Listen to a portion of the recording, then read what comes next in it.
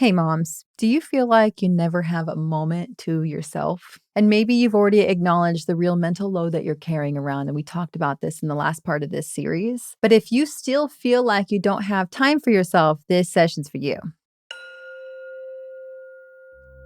I know that you have limited time, but you can make it work for you with a few simple tips. So, in the second part of my series on self care for moms, we're going to discuss why time management can be hard for us moms and why the way that we choose to use free time can either deplete or replenish us. Plus, I'm going to give you some simple time management skills that you were likely never taught, but I know that you desperately need to make self care possible for you.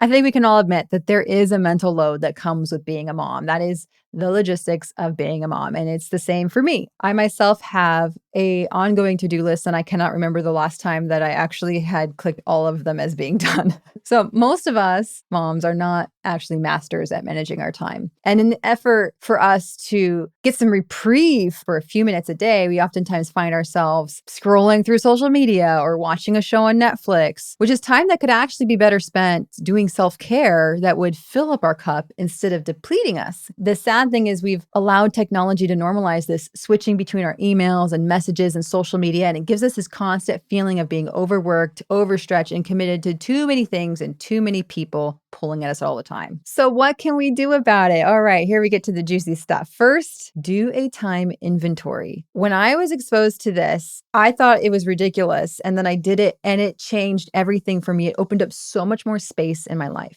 For 1 week, jot down how you spend each hour of your day. Like, how much time do you spend on checking emails, on social media? How much time do you spend cooking, cleaning, running errands, spending quality time with your family, doing work, getting some sleep? This might sound tedious, but this is going to give you so much insight on where your time gets wasted and where it can be reallocated. That leads me to tip number 2. So here we're going to get organized. At the start of the week, I recommend you create a list of what are my top priorities. We talked about this a little bit in the last session, but really discuss it with your partner or support system. This is going to help you keep focused and get the support you need on the most important tasks. It's also a good idea to even pre-plan your schedule for the week and schedule in the times that you want to take care of yourself, your self-care times in your calendar. And then we go to tip number 3. Just do short and sweet self-care. You don't have to make every self-care activity an hour-long ordeal where you have to get out of the house and get super pampered.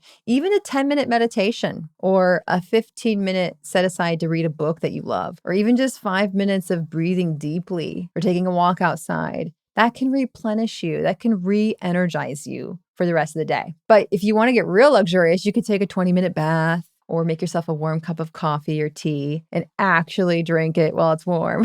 I can't tell you how many times I've made myself a cup of coffee with every intention to take care of myself, and I get to it hours later and it's cold.